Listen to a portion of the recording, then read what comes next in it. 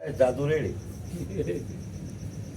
હમણાં ચા પીવા ગયા ગુપ્તાને હું ચા નથી પીતો કોઈ વાત મોઢામાં નાખતું નહીં, કોઈ વ્યસન નહીં, કોઈ વાત નહીં. મને કે બીડી નથી પીતા, ચા નથી પીતા, મને કે દમતા માટે મેં કીએ નહીં. મેં કહું મોઢામાં મેં એક પણ વ્યસન વાળી વસ્તુ નાખી નથી. સારું એટલું સારું કહેવાય. સાધુને ગાંજો તો હોય જ. કોઈ પણ વસ્તુ નહીં. ચા આ જો નો પીતા હોય ને તો નો કરે, પીતા હોય ને તો કરે. કે આપણે કાયમનો 1000 રૂપિયાનો 500 રૂપિયાનો ગાંજો થાય, એ 500 રૂપિયા બીજે વાપરાવી તો ગરીબ માણસ. મેં નહીં કીધું, મેં કહું મને વ્યસન એક જ છે, ભોજન કરવું ને કરાવવું. એ નીચો ઓર છે, ભજનનો નીચો ઓર છે, ભોજનનો નીચો, એ બધા નીચા કોઈ ઉતરે નહીં. આ બીડીનો નીચો આપણે ગમે એટલે પીન પાછો ઉતરી જાય, પીન પાછો ઉતરી જાય, પીન પાછો ઉતરી. બાકી જે ઓલા આ નીચા છે ને એ કાળું ઉતરતો જ ને, ગાંજા ન ઉતરે, દારૂ ન ઉતરે. આ નીચો જો તમને કંઈ ખરાબ કામ કરવાની ઈચ્છા થાય ને તોય તમને જે આ તમે આપણે કામ કરીએ ને એ તમને આ જે ધર્મ કરો ને એ રોકીએ કે તમારું એવડું નામ તમે એવડે હલાવો, તમે આમ કરો અને તમે આમ પાછું કરો, કરતા હોય તો એ અટકાવે. આ ધર્મનો પાયો જ આપણે ઈચ્છતા હોય ને તો એ આપણે રોકી દે કે તું ક્યાં છે, હું ત્યારે ક્યાં બેઠો ઉપર બેઠો. એમાં એ વિચાર આવે એ કરો વિચાર પાછા ધકેલ. તમને એટલા માને, તમને એટલા જાણે, તમને આખો અહીંયા જેટલા હોય એટલા પગી લાગે ને કાલે તમે આ કરો તમે થાય એવું વ્યસન આવું બધા જાણે છે.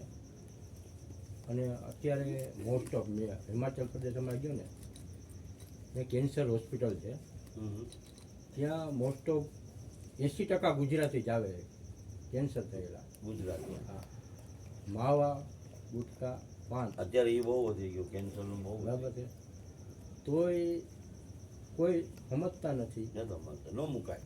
કે જે થઈ ગયો ને લોહીમાં ભળી ગયો ને એ કોઈને તાકાત નથી કોઈ મટાડી. એ તો એનો ભાઈ હારા હોય ને, જો એનો નસીબ હારા હોય ને એનું જીવન સારું સુધરવાનું હોય ને મૂકી દે, મન કાબુ હોય. બાકીનો જો જીજીના લોહીમાં છે ને એ તો કરવાનો જ. મૂકવાના મૂકી દઈએ એવું નથી. જો જેના લોહીમાં હલકા વેળા હોય ને એ હલકા વેળા તમે ગમે કરો તો ન મળે.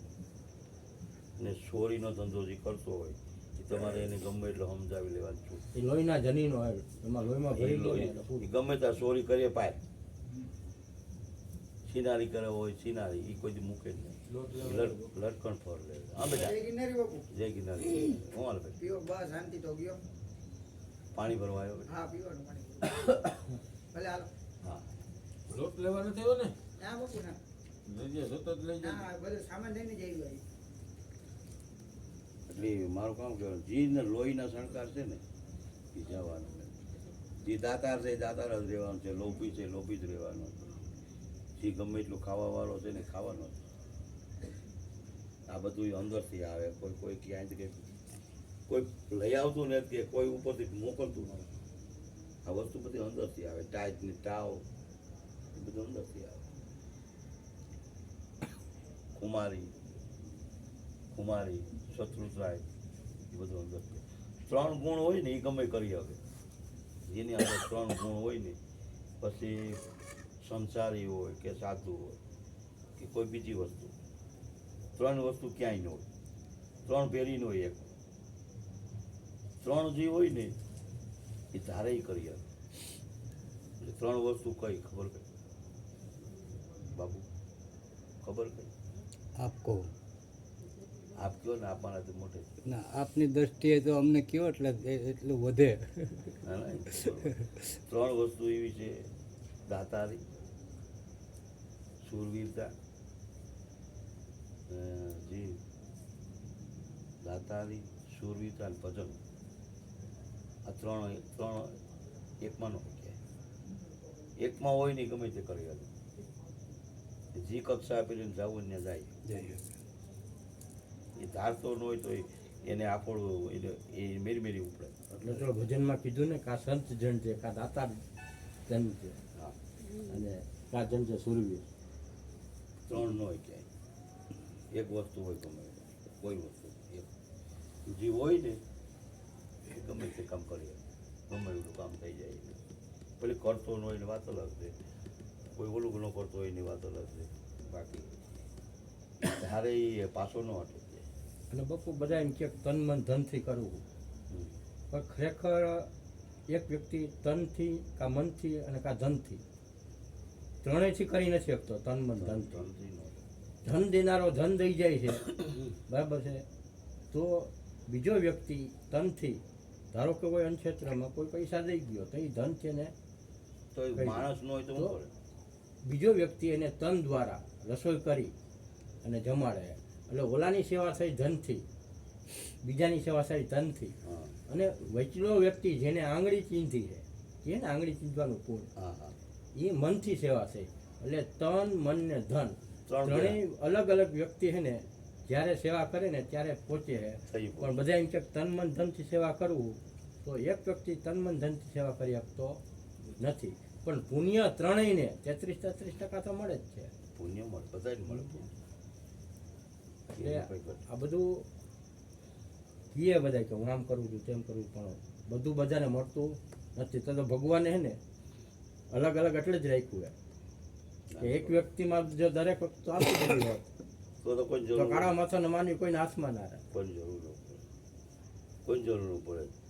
જો હું અત્યારે અમારા જેટલા આખી આ જગ્યા છે ને, આખી મેર સમાજની નીચે આવે છે. આ ભાઈ મોટો સમાજ છે, એ સમાજ છે. આ જગ્યા મેર સમાજની નીચે આવી. મારા સેવકો બધા મેર સમાજ, એકો હોલ. પછી 18 વરણ આવી ગયા. બરાબર. દિલ મોટું હોય ને 18 વરણ આવી જાય. હા. આપણું ભલે હું નાનો છું પણ દિલ જબર હોવું જોઈએ. આ શરીરને બધા હરખા. 18 કિનાથી આમાં સમાઈ જ આવી જોઈએ.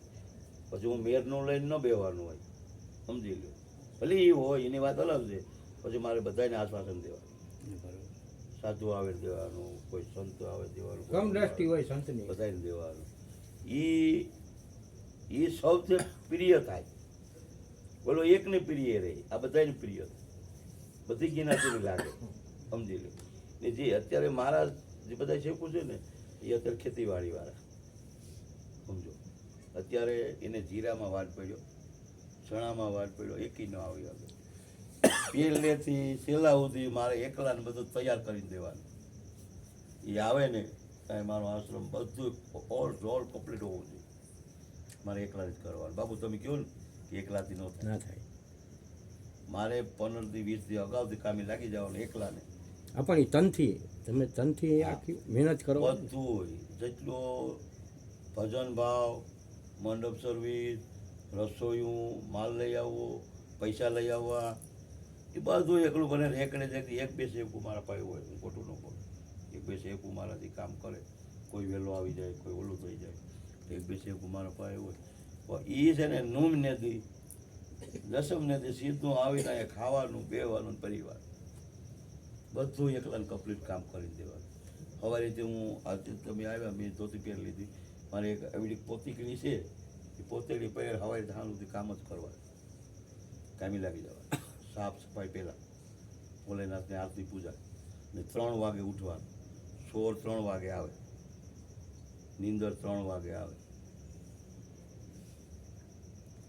ભજન કરવા વાળું 3 વાગે કોઈથી ઉઠાય, ગમે તે તાકાત કરી લેવાની.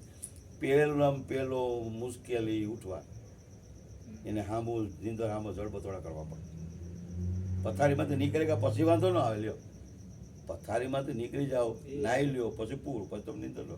પછી પથારીમાંથી નીકળવું ને એ તમે તો સાચું છે, તમને તો ખબર હોય પથારીમાંથી નીકળવામાં કેટલી મુશ્કેલ પડે. એ એક ખાલી થઈ જાય ને, કંઈ કરવા પડતું નહીં. ખાલી 3 વાગે ઉઠીને ખાલી આરતી પૂજામાં બેસી જાય, કંઈ નથી કરવું પડતું. એ દેવ જેવું માણસ કહેવાય. પછી સાધુ હોય, પુરુષ હોય કે સંસારી હોય, 3 વાગે દેવ ઉઠે. મંદિરોમાં 3 વાગે દેવ ઉઠીને રેડી થાય. એ પછી 4 વાગે એનો સાધુ ઉઠે. એ પછી આરતી પૂજા નાતી બધું. પછી સંસારી કોઈ ભીંસું દોર્યું, કોઈ બળસુનું નીર નાખ્યું, આ કરું. સંસારી 6 વાગે ઉઠવાનો ટાઈમ, દૂધ દેવા જાઉં, આ દેવા જાઉં. બાકી 3 વાગે જો ઉઠે ને, એ પ્રગતિ ચોક્કસ હોય. એ લગ્ન હોય, એના દિલની અંદર લગ્ન હોય. એ પાછું તમારા શરીરની અંદર જે હાંજી ખાતું હોય ને એ સવારે વહેલું સાફ થઈ જાય સવારે વહેલો કોકરો થઈ જાય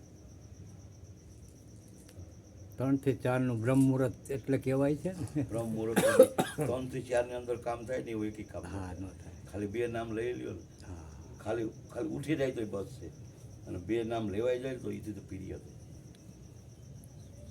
તમને કોઈ કામ કરવામાં સોચવું ન પડે એ સામું હાલે હું અહીંયા ગમે એવું કામ હોય મારે મુશ્કેલી વાળું ગમે એવું કામ મોટું લઈને બેઠું હોય અહીંયા આવીને બેસી જાઉં તમામ કોશિશ કરી લઉં તમામ મારી મહેનત મારી તાકાત પૈસા હાથે બધું નાખી કરી લો ન થાય ને પછી અહીંયા આવીને બેસી જવાનું તો નથી થતું તો અહીં વાંચી ઓલું માણસ વાં પગી અહીં સામું માણસ વાંચી પગીચા ચડતું હોય બાપુ થાકીને બેસી જાય ને કે હવે મારા ત્યાં નથી થાય